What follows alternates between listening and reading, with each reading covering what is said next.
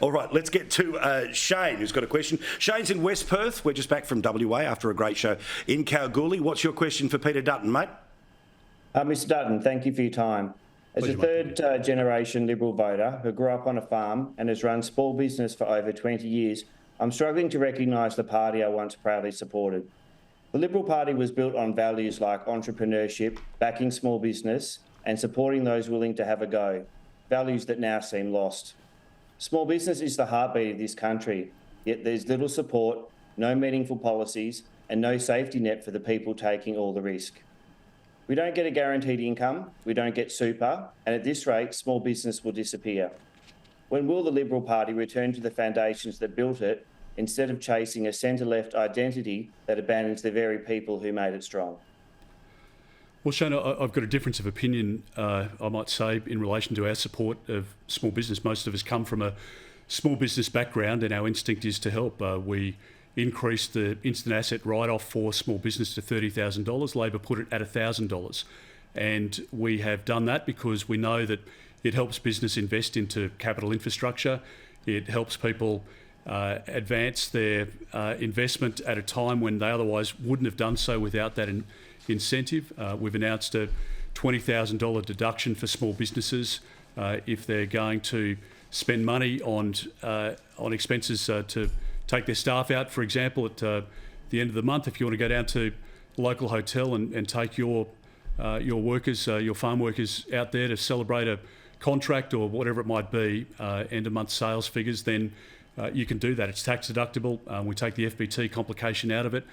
We've done that. And I think as we demonstrated when we were in government over the course of COVID, we provided JobKeeper to small businesses, which kept literally hundreds of thousands of small businesses alive. The Labor Party has no interest in small business whatsoever.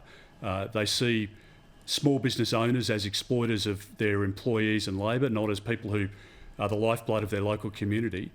So there's an enormous amount of support that we provide to small business. I've given you just two examples, but as I say, instinctively for us, we want to create an economy where you can grow. We were talking to fruit shop owners this morning in Nowra, in Andrew Constance's electorate. You know, their power bills going up by 40%, and that is as a result of the government's renewables-only policy. We're opposed to that policy. If you look at the price of groceries, they've gone up by 30%, but so too has gas by 34% and electricity by 32%. Small businesses are feeling that as well. That's the reality of a Labor government. And the whole idea of our East Coast gas reservation is to bring natural gas that we're exporting at the moment back into domestic use, flood the market with natural gas. We're going to bring the price of gas down, the wholesale price, by 23%. Now, that's going to be of enormous benefit to cafes, to heavy energy users, including small businesses. And people, if Labor's re-elected with the Greens, will just see higher and higher prices. A final point that I'd make is that a Labor Greens government spending and taxing is going to drive up inflation, which will drive up interest rates, and interest rates will always be lower under a coalition government. And one of the major beneficiaries, not just mortgage holders, but also small business owners as well, who have got, you know, a double-digit overdraft that they're paying at the moment, or a loan, it will be cheaper under us. So our instinct is always to help and provide support to small businesses. What about insurance? Because obviously this is something not just for small business, about everything from public liability, but I mean, the amount people are spending is thousands more than it was 3 years ago. Now, that might mean there's a lot more people claiming. It might mean that where the money comes from, but it just as an extra expense. Yeah.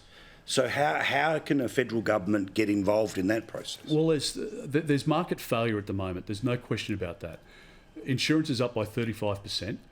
Australians are paying thousands and thousands of dollars more each year, as you point out, Paul. And for many Australians, they're deciding to either self-insure, which is a very risky prospect unless you know what you're doing and you're a bigger business with a big balance sheet. But for some people, they're just making a decision not to renew their car insurance or not to renew their house insurance, and they don't have any choice.